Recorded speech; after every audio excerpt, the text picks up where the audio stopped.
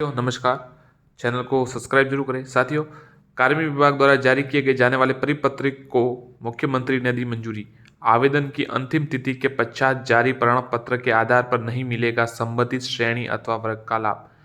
जयपुर 11 जनवरी। विभिन्न भर्तियों में अनुसूचित जाति, जनजाति, अन्य पिछड़ा वर्ग, अति पिछड़ा वर्ग, आर्थिक रूप से कमजोर वर्ग के अभ्यर्थियों की पात्रता का मूल्यांकन आवेदन की अंतिम तिथि तक जारी प्रमाण पत्र के आधार पर किया जाएगा।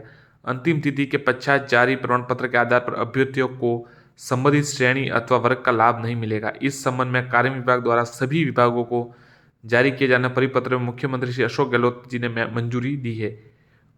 तो साथियों, अब अंतिम तिथि के बाद जारी होने वाले प्रमाण पत्रों में लाभ नहीं दिया जाएगा, इसलिए आप जो भी अपने डॉक्यूमेंट्स है वो पहले ही बनवा ले। अब इसके अनुसार साथियों ये हो सकता है, देखिए जो ये सर्टिफिकेट के नाम दिए हैं अनुसूचित जाति, अनुसूचित जनजाति, अन्य पिछड़ा वर्ग और अति पिछड़ा वर्ग और जो ईडब्ल्यूएस का है आर्थिक पिछड़ा वर्ग, तो इनके सर्टिफिकेट जो आवेदन की अंतिम तारीख होती है कोई भी परीक्षा हो उससे पहले के हुए होने चाहिए।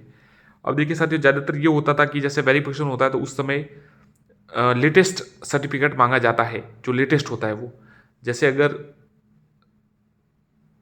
कभी भी जैसे सर्टिफिकेट जो वेरिफिकेशन होता है उसमें जैसे ओबीसी का 6 महीने का जो होता है उसके आधार पर और ईडब्ल्यूएस का 1 साल का होता है उसके आधार पर मांगा जाता है।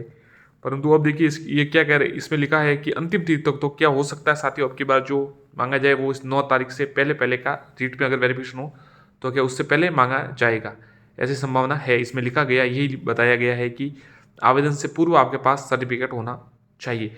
आप सारे फॉर्म भले आवेदन कर सकते हैं परंतु 9 तारीख से पहले का आपके पास होना चाहिए, 9 फरवरी से पहले। जो बोनस वाला मामला था जिसमें आपको पता है 6 तारीख को तारीख मिली थी, उसमें कहा गया था, फिर एक प्रेस जारी हुआ था जिसमें 11 तारीख की डेट मिली है, जिसमें कहा गया था कि अब इसके बाद समय नहीं मिलेगा।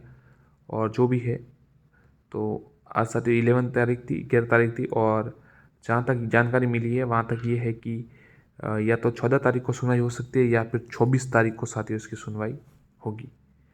और बोनस वाले मामले में जो याचिकाकर्ता है उनके अनुसार इसमें बोनस मिलने की पूरी संभावना है। धन्यवाद साथियों।